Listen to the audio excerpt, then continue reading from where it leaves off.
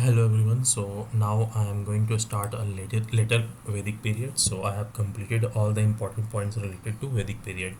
So let's start with geographical area of later Vedic period. So during the later Vedic period, Aryan settlement covered virtually the whole of northern India. So earlier in the Vedic period, it was till Western India, but in the later Vedic period, it's covered to North India. The center of culture now separate from Saraswati to Gange, and there was mentioned some more river in a later Vedic period, people were living near to Narmada, Sadanira, Chambal. Sadanira, modern name Gandak. But in the Vedic period, most of the people were living near Sindhu Nadi, Saraswati Nadi, simply in the sub Sindhu Ravi, Vyas, everything like whatever river was in West India, people were living that place. But in the later Vedic period, people shifted toward North India, and the river was river like Ganga, Narmada, Sadanira, Chambal. The expansion of people toward the east is indicated in a legend of Satpata Brahman. So the question may be asked: the expansion of people toward the east is indicated in which book? Satpata Brahman. In Satpata Brahman, it is mentioned like people started to move toward east.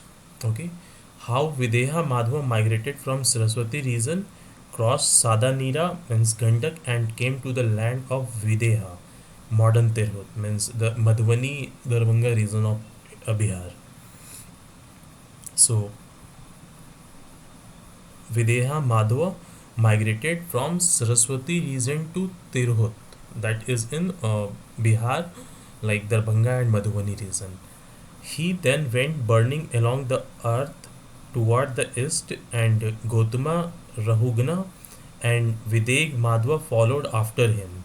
So everything is mentioned in Satpata Brahman book. Now emergence of Janpada. So this is important point. So at the time of later Vedic period, some of the Janpada emergence, the name was Kuru, combination of Purus and Bharata. Combination of Puru and Bharata, Janpad name was Kuru. Panchal, combination of Turvasa and Krivis, Kasi in Doab region. So this kind of name we can see in our Mahabharata. Later Vedic literature mention Vindhya mountain. A reference to the territorial division, the later Veda gives three broad divisions of India: Aryavat, Madhya Desha, Central India, and Dakshin Pant, Southern India. So, in the later Vedic period, India was divided into three parts: Aryavat, Northern India; Madhya Desh, Central India; and last, Southern India, Dakshin Pant. So, this is all about geography area at the time of later Vedic period. So in the next video I will explain polity at the time of later Vedic period. Thank you.